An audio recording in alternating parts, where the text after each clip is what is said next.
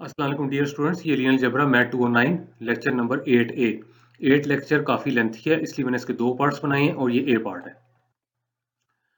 ये स्टार्ट में तो रिवीजन ही है उसी चीज़ की जो आपने पहले की हुई है, यानी कि एलिमेंट्री रो ऑपरेशंस। ये लिखा हुआ है एलिमेंट्री रो ऑपरेशंस और यहाँ पे बताया हुआ है 3 किस्म के एलिमेंट्री रो ऑपरेशंस होते हैं। आपने बेशक पहले कर लिए हैं, लेकिन यहाँ पे रिवाइज करवाए जा रहे हैं। यहाँ बताया हुआ है multiply row by a non zero constant, मतलब कोई मैट्रिक्स आपके पास दी हुई है और उसकी किसी भी रो को आप किसी नॉन जीरो कांस्टेंट से मल्टीप्लाई कर सकते हैं। जैसे यहाँ पे लिखा हुआ है R2 goes to twice R2। अब यहाँ पे देख लें, R2 को 2 से मल्टीप्लाई किया हुआ है और ये नई मैट्रिक्स बनी हुई है फ्रॉम B। एक चीज ये नोट करें, R2 में चेंज आ रही है तो कोशिश ये किया करें कि जिस रो में या जिन रोज में चेंज नहीं आ रही उनको पहले लिख लें ताकि गलती ना हो। जैसे फर्स्ट रो में चेंज नहीं आ रही 1023 वैसे लिखी हुई है, थर्ड रो में चेंज नहीं आ रही 1440 वैसे लिखी हुई है, सेकंड रो में चेंज आ रही है और क्या आ रही है उसको 2 से मल्टीप्लाई करना है, तो यहाँ 2 से मल्टीप्लाई करेंगे तो 4 आ जाएगा, यहाँ मल्टीप्लाई करेंगे तो -2 आ जाएगा, यहाँ मल्टीप्लाई करेंगे तो 6 आ जाएगा, 6 को 2 से मल्टीप्लाई करेंगे तो 12 आ जाएगा। और इसलिए मैंने यहाँ पे कलर चेंज किया हुआ है ताकि पता लगे चेंज कहाँ पे हुई है। R2 का मतलब यहाँ पे रो 2 ये नोटेशन है। अब ए और बी जो है इनको कहते हैं रो इक्विवेलेंट मैट्रिसेस या इक्विवेलेंट मैट्रिसेस।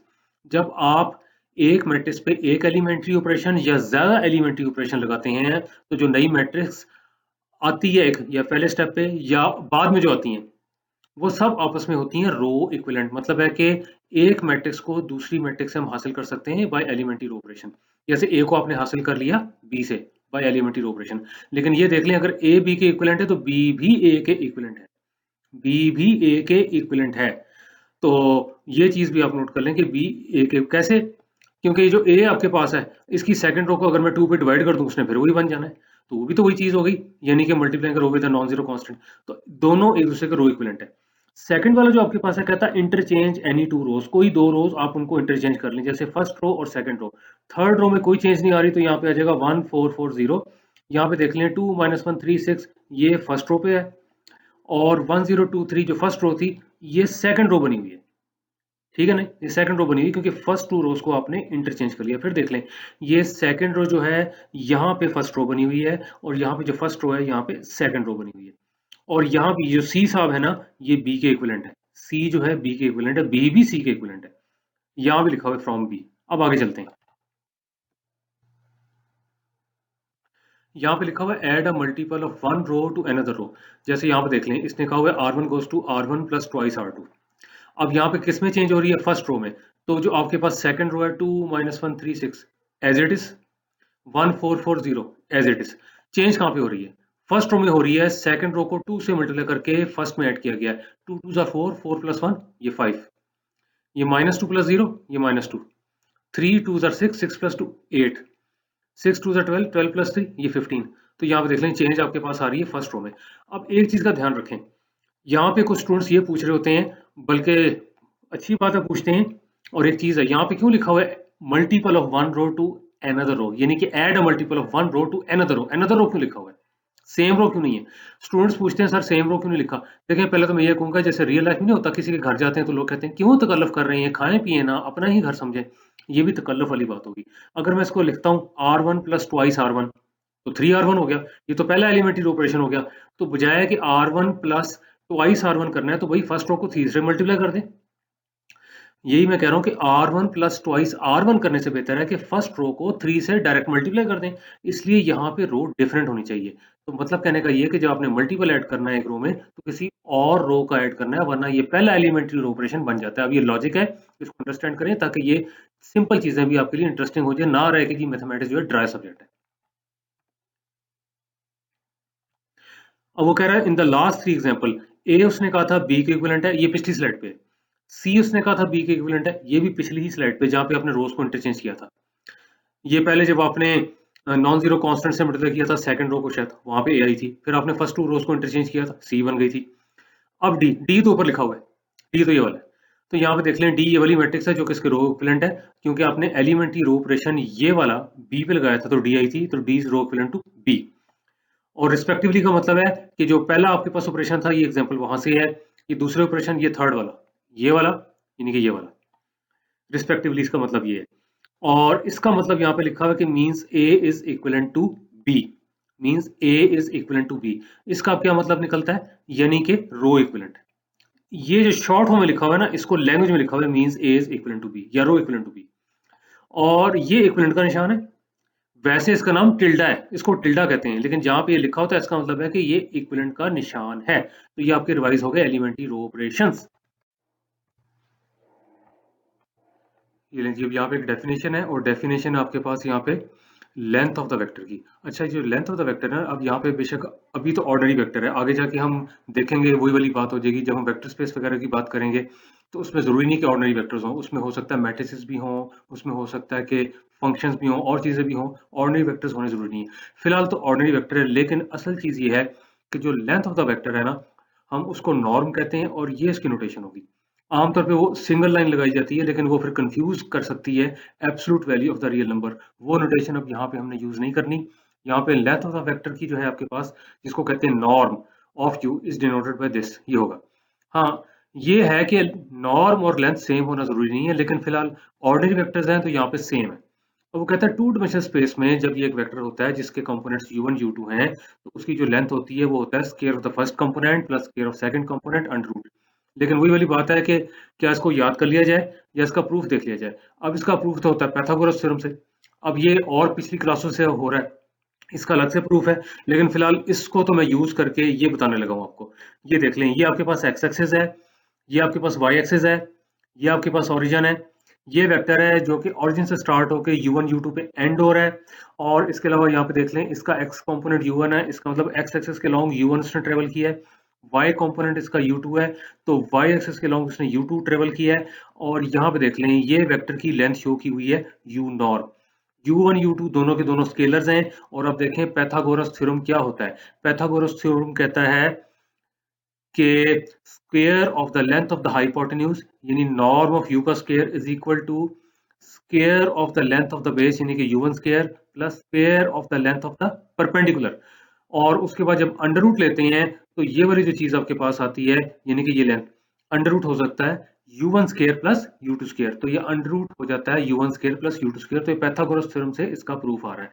फर्दर वो कहते हैं कि अगर लेंथ 1 के बराबर हो, यानी कि u जो है वेक्टर ऑफ नॉर्म 1 है, तो u को कहते हैं यूनिट वेक्टर। ये लिखा हुआ है, u को कहते हैं यूनिट वेक्टर।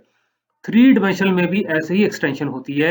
अगर थ्री डिमेंशनल स्पेस में एक वेक्टर है और उसके तीन कंपोनेंट है, ये पहला एक्स कंपोनेंट, फिर वाई कंपोनेंट, फिर जेड कंपोनेंट, या कह लें first component, second component, third component, तो उसकी जो नॉर्म होगी, ये लेंथ, वो भी वही होगी कि square of the first component plus square of second component plus square of third component under root. इसका भी डिटेल आगे जाके मजीद आएगी। फिलहाल ये कि इस वाले फार्मूले की एक्सटेंशन हो गई है। यहाँ पे किया हुआ है unit vectors long X Y and Z axis in three dimensional space. ये वही हैं जो आपके पास बनते हैं जी के, ये देख लें 1 0 0 0 1 0 0 0 1, यहाँ से स्टार्ट करते हैं। देखें ये थ्री डिमेंशनल स्पेस है, तो इसमें देख लें, अब ये असल में थ्री डिमेंशनल फिगर है जो कि बनी हुई टू डिमेंशनल में है। ये आपके पास है वाई एक्सिस, ये आपके पास है जेड एक्सिस। ये एक्स एक्सिस है, असल में ये out of the plane of the screen है, यहाँ पे तो ऐसे नजर आएगा। तो वही चीज यहाँ पे एक्सटेंड हो रही है, क्योंकि ये आपके पास अब एक्स एक्सिस है, तो इस पे एक्स कोऑर्डिनेट होगा, बाकी दोनों जीरो होंगे। ये आपके पास वाई एक्सिस है, तो इसमें वाई कोऑर्डिनेट होगा, बाकी दोनों से मुराद एक्स कोऑर्डिनेट और जेड कोऑर्डिनेट जीरो होंगे। ये आपके पास जेड एक्सिस है, तो इसमें एक्स कोऑर्डिनेट भी जीरो है, इसमें वाई कोऑर्डिनेट भी जीरो है, जेड कोऑर्डिनेट की वैल्यू जेड यहाँ पर है। अच्छा, अब ये OP1 वेक्टर कैसे लिखेंगे। OP1 वेक्टर जो है आपके पास एक्स एक्सिस के ऊपर है, ऑरिजिन से शुरू हो रहा है, x00 पे एंड हो रहा है। तो ये है आपके पास, यानी कि असल में तो होता है जब मैं अब जुबानी बोलने लगा हूं, जब दो आपके पास मतलब है कि पॉइंट्स दिए हो, तो वेक्टर निकालने का तरीका ये होता है कि जो टर्मिनल पॉइंट के कोऑर्डिनेट्स होते हैं उसमें से इनिशियल पॉइंट्स के कोऑर्डिनेट्स माइनस किए जाते हैं, यानी कि x minus zero, zero minus zero, zero minus zero, यही बन जाता है। तो ये अब निकालनी है इसकी लेंथ। अभी आपने लेंथ का फार्मूला देखा है, वो होता है square of the first component, square of second component, square of third component under root, और square of the first component x square का अंडर रूट, जो कि एक्स ही होगा। And this is not equal to zero, यहाँ पे नजर आ रहा है ये लेंथ एक्स बनती है, यहाँ पे फिगर में शो नहीं हुई, लेकिन ये लेंथ एक्स बनती है, या ये डिस्टेंस एक्स बनता है। उसके बाद OP2 देख लें, ये वेक्टर आपके पास आ रहा है ऑन द वाई एक्सिस। इसकी जब आपने लेंथ निकालनी है, तो square of the first component plus square of second component plus square of third component, यानी अंडर रूट वाई स्क्वायर, वो होती है Y, again that is not equal to zero, क्योंकि ये लेंथ बनती है वाई जो कि फिगर में शो नहीं हो रही। ओरिजिन से लेके इस पॉइंट P2 तक लेंथ y बनती है। OP3 जो है आपके पास, यहाँ पे देख लें OP3 है 00z, और यहाँ पे भी जो उसकी लेंथ बनती है square of the first component plus square of second component plus square of third component, यानी अंडर रूट z स्क्वायर, वो z बन जाती है। अब वो कहता है अगर हम नोटेशन यूज करें कि E1 is the unit vector along the x axis, यानी कि इस एक्सिस के लॉन्ग यूनिट वेक्टर आपके पास E1 है, तो तरीका क्या होता है, वेक्टर को उसकी लेंथ पे डिवाइड करते हैं। ये जनरल फॉर्मूला है यूनिट वेक्टर निकालने का, वेक्टर को उसकी लेंथ पे डिवाइड करते हैं।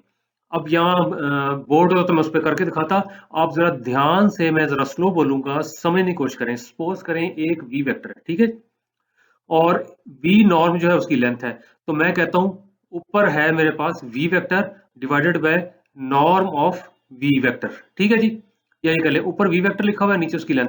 अब इस टोटल की अगर लेंथ लें, टोटल की लेंथ लें, तो लेंथ तो वेक्टर की होती है और नीचे नंबर की नहीं होती, तो ये आ जाएगा V norm over V norm, या ये समझ लें length of V over length of V, वो बन जाती है 1। फिर सुने, ऊपर V वेक्टर है जैसे ये है, नीचे आपके पास जो है उसकी लेंथ है, यानी कि ये भी देख लें, यहाँ पे एक नॉर्म लगा दें ओवरऑल। तो नॉर्म जो होता है वेक्टर का होता है, नंबर का नहीं होता, नीचे तो नंबर है, तो ऊपर वाले का नॉर्म होगा, तो norm of the vector over the norm of the same vector, वो बन जाता है आपके पास क्या, 1। तो इसका मतलब है कि ये बन गया यूनिट वेक्टर, ये वाली चीज आपके पास बनती है। तो यहाँ पे देख लें, ये तो मैंने जनरल आपको बताया, लेकिन यहाँ पे देख लें, यहाँ पे है x00 और इसकी लेंथ क्या थी, यहाँ पे देख लें x, 1 ओवर x को अंदर मल्टीप्लाई करें तो x ओवर x 1 हो जाएगा, 0 से मल्टीप्लाई करेंगे तो 0, 0 से मल्टीप्लाई करेंगे तो 0। तो अब यहाँ पे देख लें वही वाली बात, अगर ये कंफ्यूज हो रहा है जी 1 ओवर x अंदर कैसे गया, तो मैंने आपको बताया था पहले भी कि जो आपके पास वेक्टर्स होते हैं वो मैट्रिसेस ही होती हैं, स्पेशल मैट्रिसेस होती हैं। ये रो वेक्टर है, इसमें देख लें एक रो है और 3 कॉलम्स हैं, तो जैसे मैट्रिक्स की हर एंट्री से स्केलर मल्टीप्लाई होता है, तो 1 ओवर x यहाँ भी मल्टीप्लाई होगा, तो x ओवर x हो जाएगा 1, बाकी ये। इसी तरह से इसको इसकी लेंथ पे डिवाइड करेंगे, यानी कि y पे, ये ना लेंथ, तो यहाँ पे देख लें 0 और y तो 0 हो जाएगा, y और y 1 हो जाएगा, 0 और y 0 ओवर y, ये फिर आपके पास 0 हो जाएगा, तो आ जाएगा 0 1 0, ये डायरेक्ट लिखा हुआ है। Similarly unit vectors along y and z axis are given by 0 1 0 जो कि E2 होगा, और 0 0 1 E3 होगा। ये कहां से आ रहा है, ये इस वेक्टर को जब इसकी लेंथ पे डिवाइड करेंगे, यानी कि z पे डिवाइड करेंगे, तो जारी बात है कि यहाँ पे 0 आएगा, यहाँ पे 0 आएगा, यहाँ पे 1, वो आ जाएगा E3। तो ये बनते हैं the unit vector along 3 axis, यानी कि unit vector along x y and z axis in 3 dimensional space. तो उम्मीद है आपको समझ आ गया होगा, और ये स्टैंडर्ड फॉर्मूला है, जब भी वेक्टर को उसकी लेंथ में डिवाइड करते हैं तो आंसर जो आता है यूनिट वेक्टर आता है। और यहाँ पे देख लें, एक तो मैंने बताया ना नॉर्म ले लें, एक यहाँ पे देख लें, ये E1 इसके बराबर है, अब इसकी लेंथ क्या है, ये फर्स्ट वही आ जाएगा, square of the first component plus square of second component plus square of third component, यानी कि अंडर रूट 1 स्क्वायर जो कि 1 है। सिमिलरली ये भी यूनिट वेक्टर है, ये भी यूनिट वेक्टर है।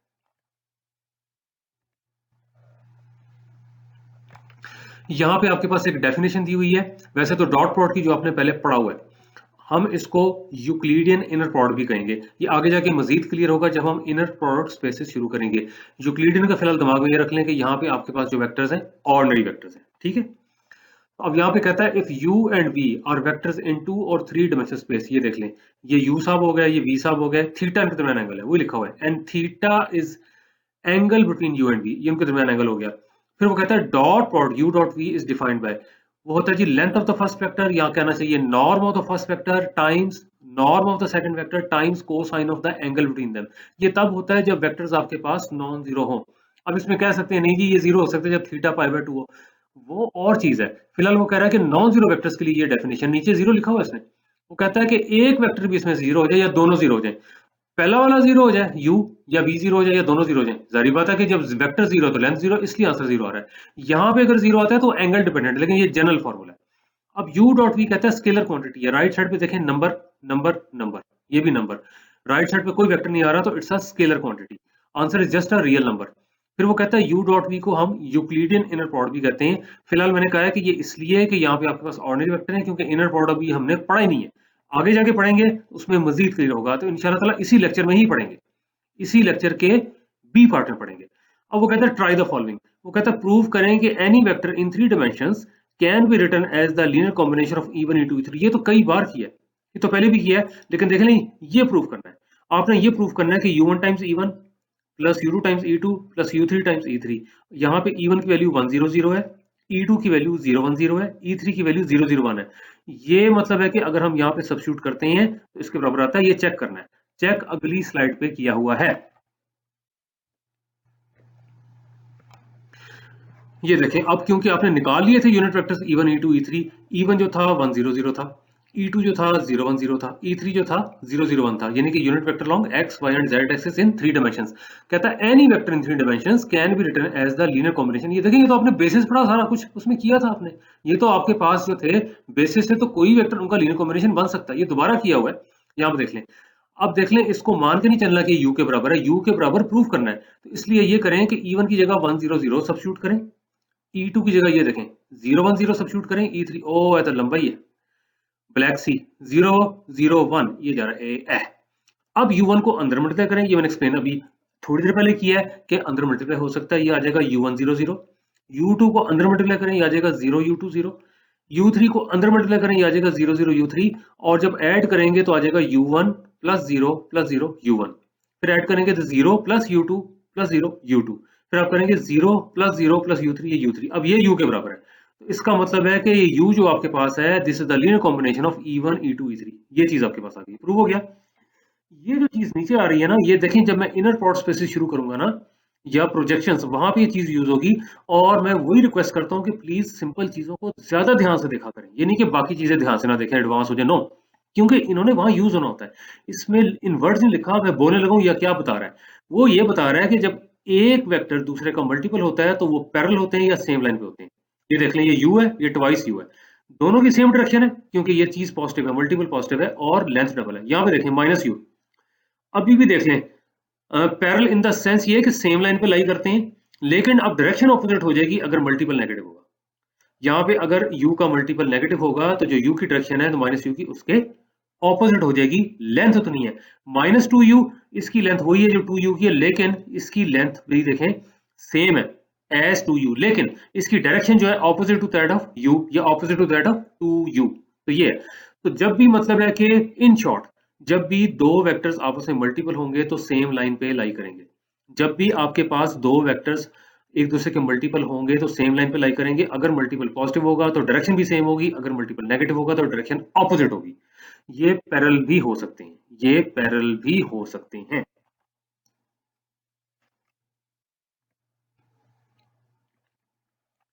यहाँ पे आ गया जी ऑर्थोगोनल वेक्टर्स। ये मैं एक चीज पहले क्लियर कर दूं, ऑर्थोगोनल और परपेंडिकुलर फर्क होता है लेकिन ऑर्डिनरी वेक्टर्स में सेम होते हैं। ऑर्थोगोनल और परपेंडिकुलर फर्क होता है लेकिन ऑर्डिनरी वेक्टर्स में सेम होते हैं। यहाँ पे सेम ही है, आगे जाके फर्क नजर आएगा आपको।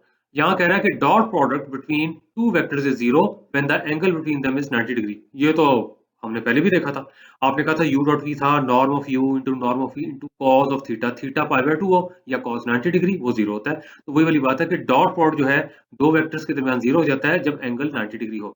ऐसे वेक्टर्स को कहते हैं परपेंडिकुलर टू ईच अदर, ये आपको पहले पता है, लेकिन इनको ऑर्थोगोनल वेक्टर्स भी कहते हैं। ये एक नई चीज आ गई, ऑर्थोगोनल वेक्टर्स भी। फिलहाल ऑर्डिनरी वेक्टर्स में ऑर्थोगोनलिटी परपेंडिकुलरिटी सेम चीज है। अब वो कहता है E1 E2 E3 are orthogonal vectors. ये सबसे अच्छी एग्जांपल है, यहाँ पे देख लें, पहले इसको देख लें। E1 डॉट E2 करें तो length of the first vector, length of second, cos of 90 degree, cos 90 क्योंकि जीरो होता है तो आंसर इज जीरो।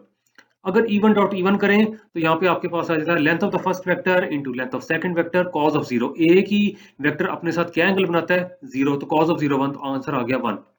वैसे भी एक ही वेक्टर का उसी से जो डॉट प्रोडक्ट होता है उसके लेंथ का स्क्वायर होता है उसके नॉर्म का स्क्वायर, तो यहाँ पे देख लें 1 का स्क्वायर 1, ये एक और चीज मैंने बताई। अब देख लें, ये तो इस तरह बहुत ही क्वेश्चंस बन जाएंगी। E1 डॉट E3 भी मैं कर रहा हूँ वो जीरो होगा, E2 डॉट E3 में करूंगा वो भी जीरो होगा। तो देखें, इन सारी क्वेश्चंस को इकट्ठा करके यहाँ पे लिखा हुआ है, इसलिए मैंने ये पहले नहीं बताया था।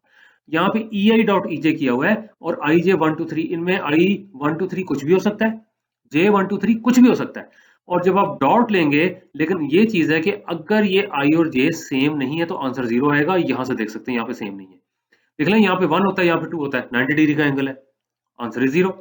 यहाँ पे 1 होता है, यहाँ पे 3 होता है, फिर 90 डिग्री का एंगल है, आंसर इज जीरो। यहाँ पे 2 होता है, यहाँ पे 3 होता है, फिर 90 डिग्री का एंगल है, आंसर इज जीरो। हाँ, अगर ये दोनों सेम है, लिखा है I is equal to J, E1 dot E1, पहले यहाँ पे देख ले, आ रहा है ना, तो यहाँ पे अगर E2 और E2 हो जाए तो क्या फर्क पड़ जाएगा, यहाँ पे तो 1, यहाँ पे 1, यहाँ cos ऑफ जीरो, फिर आंसर 1।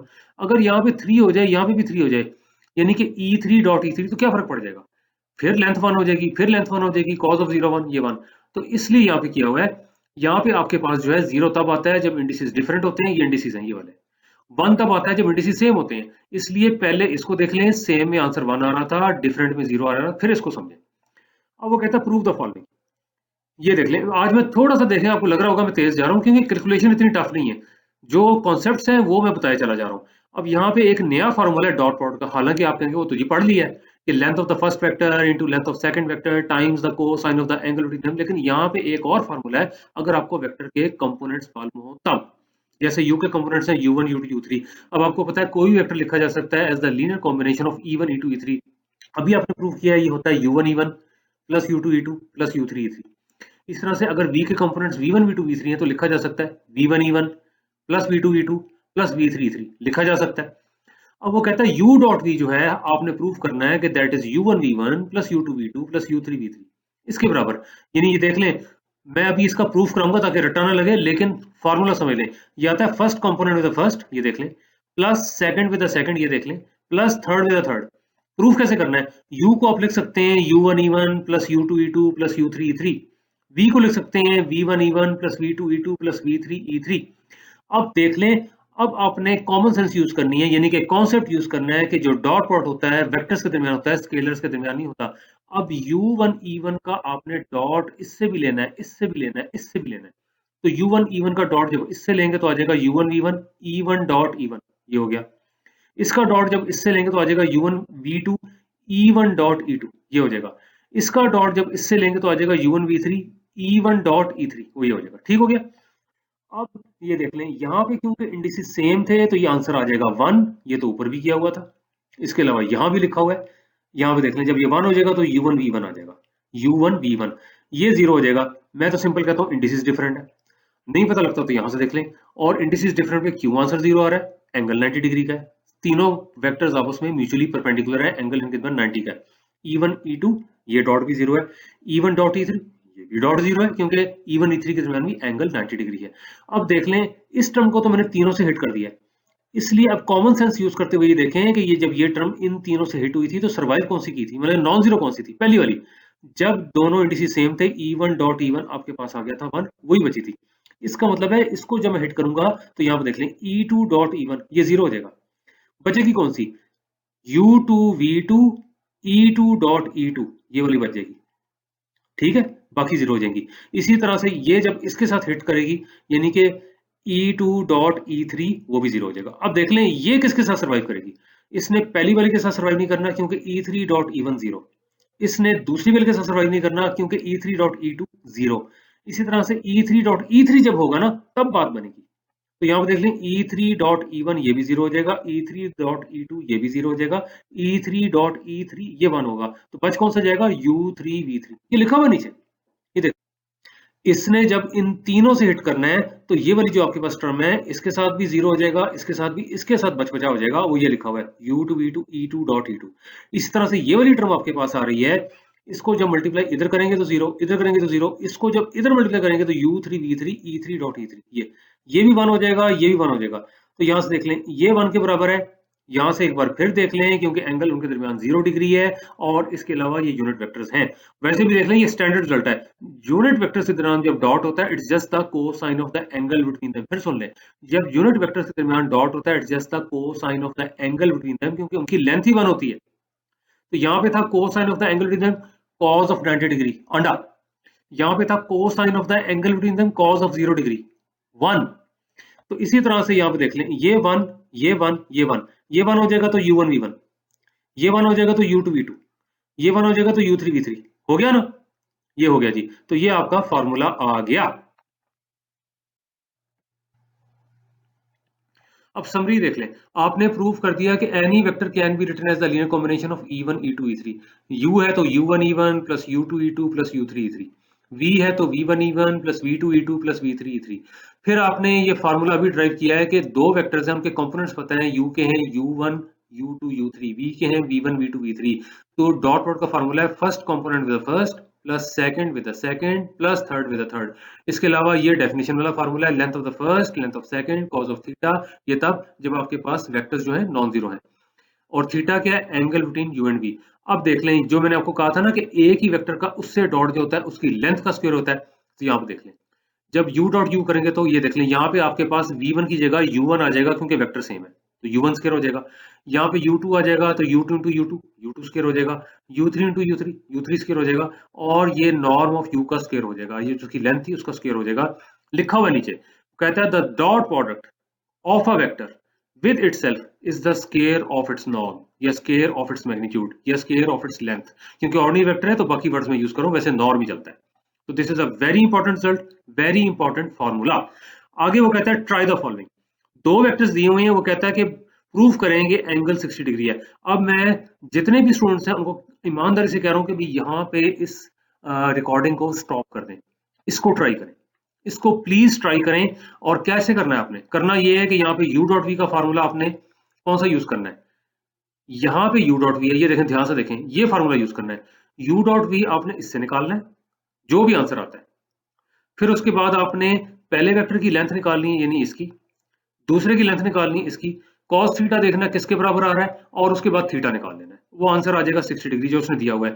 पूरी ईमानदारी से यहाँ पे रिकॉर्डिंग को स्टॉप करें और उसके बाद इस क्वेश्चन को करें, इंशाल्लाह ताला हो जाएगा। नहीं होता फिर आगे जाइएगा, अगर आप सीखना चाहते हैं। जो डायरेक्ट आगे चले जाएंगे वो फिर सीख नहीं सकेंगे, मैंने साफ साफ बता दिया।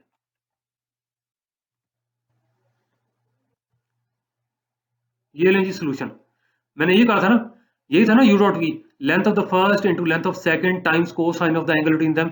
ये जो लेंथ वाले हैं फैक्टर्स, ये length of the first length of second, वो यहाँ डिनोमिनेटर में चले गए। u किसके बराबर था, 2 माइनस 1 1 पीछे दिया हुआ है। v किसके बराबर था, 1 1 2, और डॉट प्रोडक्ट का फार्मूला क्या था, first component of the first 2 into 1 2, minus 1 into 1 minus 1, plus 1 into 2 2।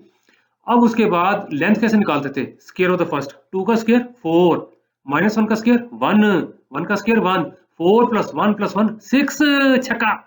इसी तरह से यहाँ पे देख लें, 1 का स्क्वायर 1, 1 का स्क्वायर 1, 2 का स्क्वायर 4, 1 प्लस 4 6, लेकिन अंडर रूट के साथ, छक्का।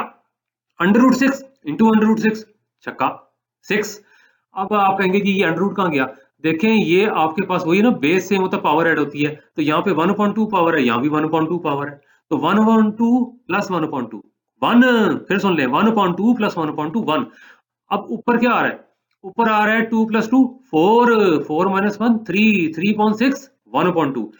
अब cos थीटा आपके पास 1/2 आ रहा है, cos थीटा 1/2 है तो थीटा हो गया 60 डिग्री। अच्छा इधर एक मैं बात करूंगा, ये आमतौर पे कैलकुलेटर पे कर रहे होते हैं, मैं नहीं कहूंगा कि रटा लगाएं, मैंने खास तौर पे एक टेक्निक यहाँ पे शेयर की है, मेरा रिसर्च पेपर भी है, चलें उसकी तरफ नहीं जाते, लेकिन मैंने टेक्निक शेयर की है, प्लीज वो स्टूडेंट्स सीख लें। कैलकुलेटर के बगैर कुछ एंगल्स हैं जिनको आपका ये वैल्यू निकालनी आनी चाहिए, कॉस की हो, साइन की हो, टेंजेंट की हो। तो कौन कौन से एंगल्स, जैसे ये 60 डिग्री है, 30 डिग्री की भी आनी चाहिए, 45 डिग्री की भी आनी चाहिए, 0 डिग्री की भी आनी चाहिए, 90 डिग्री की भी। तो ये है, तो पहले ये क्वेश्चन ये देख लें, ये u डॉट वी आपके पास क्या आ गया, ये फॉर्मूला है, ये लें। अब मैं दोबारा इस क्वेश्चन को समझाने लगा हूं, जरा ध्यान से देखें। u डॉट वी होता है first component of the first, यानी 2 इंटू 1, इसलिए यहाँ पे 2 आ रहा है। फिर होता है सेकंड इंटू सेकंड, -1 इंटू 1, ये -1 आ रहा है। फिर होता है थर्ड इंटू थर्ड, यानी कि 1 इंटू 2, ये चीज आ रही है। ये है जी उसके नॉर्म का formula, square of the first component plus square of second component square of third component under root. इसलिए यहाँ पे आया था 4 प्लस 1 प्लस 1, ये अंडर रूट 6 आया था। ये आया था 1 प्लस 1 प्लस 4, ये भी अंडर रूट 6 आया था। cos 60 डिग्री 1/2, ठीक है, तो एंगल हो गया 60 डिग्री। ओए उत्तरी सी, ओए ये मैंने पता क्यों किया है, कि खाली ये फोटो डालता तो ये ना इंप्रेशन होता ये सिर्फ जी मेल स्टूडेंट्स के लिए, और खाली ये फोटो डालता सिर्फ फीमेल स्टूडेंट्स के लिए, दोनों के लिए, खवातीन हजरात दोनों देखें। Next slide, to find the trigonometric values of 5 angles in first quadrant. कौन से 5 angles, 0 degree, 30 degree, 45 degree, 60 degree, 90 degree. चलो मालूम करिए की होंगे ने।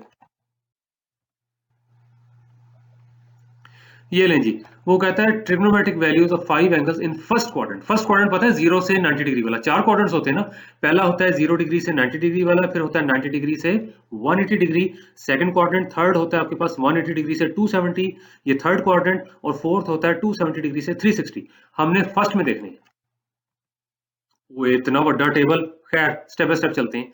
ये देखें, पहले इस वाले को फिल करना है। ऊपर की रो आप कहेंगे खाली, नीचे क्या लिखा हुआ है वो बाद में देखते हैं, पहले ऊपर वाली रो को फिल करते हैं।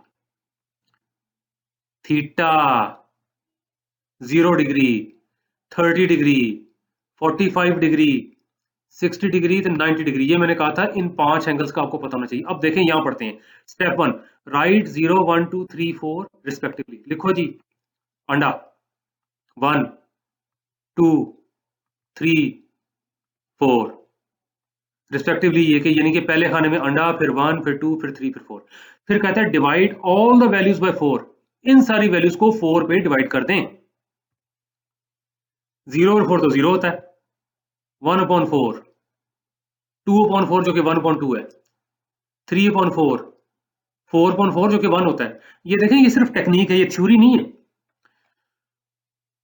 Take square root and simplify to get the values of किसकी, साइन थीटा। वो कहता है कि इनका अंडर रूट ले लें तो जो वैल्यू आएगी वो साइन थीटा की होगी। चेक करते हैं। 0 का अंडर रूट तो 0 ही होता है, 0 का अंडर रूट तो 0 होता है।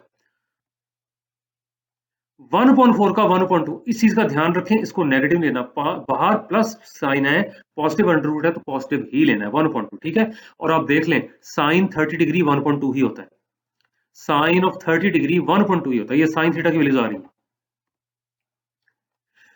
अब इसका अंडर रूट लें तो आ जाएगा आपके पास 1/√2। साइन ऑफ 45 डिग्री 1/√2 ही होता है। अब इसका अंडर रूट लें, अंडर रूट 3 और 4 तो आ जाएगा √3/2। और साइन ऑफ 60 डिग्री √3/2 ही होता है। 1 का under root 1, positive under root, और साइन ऑफ 90 डिग्री 1 ही होता है। अच्छा अब एक चीज का यहाँ पे ध्यान रख लें, अगर आप कैलकुलेटर पे करेंगे 0.5 आएगा, इसको कैलकुलेटर करेंगे तो 0.707 आएगा, इसको कैलकुलेटर पे करेंगे तो 0.866 आएगा। तो कोशिश किया करें कैलकुलेटर अवॉइड करें फॉर दीज एंगल्स। अब आ गया जी क्या, कहता है राइट द वैल्यूज ऑफ, यहां से कुछ मिसिंग है भाई। हाँ जी, sine theta in the reverse order to get the values of what नहीं, कॉस थीटा। साइन थीटा की वैल्यूज लिखें रिवर्स ऑर्डर में तो आपके पास कॉस थीटा की वैल्यूज आ जाएंगी, यानी कि ये सारी वैल्यूज रिवर्स ऑर्डर में। 1, आप यहां आके बैठ जाओ, कितना अच्छा है, कहना मानता है। √3/2 आप इधर आके बैठ जाओ, शाबाश। ओहो आपकी तो जगह वही है वो चेंज नहीं होया, उतर उतर के थल्ले आ गया। 1/2 आप इधर आ जाओ, शाबाश। अंडा साइन एंड में, अंडे वाले वैसे एंड में ही होते हैं, जो अंडा लेते हो एंड में होते हैं, इसलिए अंडा ना लिया करें। बहरहाल ये हो गई जी, ये कॉस की वैल्यू देख लें आ गई रिवर्स ऑर्डर में। 1 यहाँ पर आ रहा है, ये वाली वैल्यू आपने यहाँ पे कर दी है, ये तो सेंटर में आ गई, और यहाँ पे जो सेकंड थी वहां पे सेकंड लास्ट हो गई, और यहाँ पे फर्स्ट थी लास्ट हो गई। अब देख लें, कॉस ऑफ 0 डिग्री 1 होता है, कॉस ऑफ 30 डिग्री √3/2 होता है, कॉस ऑफ 45 डिग्री 1/√2 होता है, कॉस ऑफ 60 डिग्री 1/2। ये थी पिछली एग्जांपल में जो यूज हुई है, कॉस ऑफ 60 डिग्री 1/2 पिछली एग्जांपल में यही यूज हुई थी। कॉस ऑफ 90 डिग्री अंडा यानी कि 0। उम्मीद है ये इंटरेस्टिंग लगा होगा, ये खुद भी सीखें, इसको कोई मुश्किल नहीं है। तो जो लोग मजीद सीखना चाहते हैं, मैंने चारों क्वाड्रेंट्स के निकाले हुए हैं, और मतलब रिसर्च पेपर लिखा हुआ है जो रिसर्च गेट पे अवेलेबल है। रिसर्च गेट एक वेबसाइट है, उसके ऊपर भी अवेलेबल है। बहरहाल ये तो समझें। तो इसके साथ ही मेरा ये वाला लेक्चर तो आपका खत्म हुआ, यानी कि ए पार्ट। कोई क्वेश्चंस हो जरूर पूछ लीजिएगा। ये लें जी, आज तो हैप्पी एंडिंग बनती है।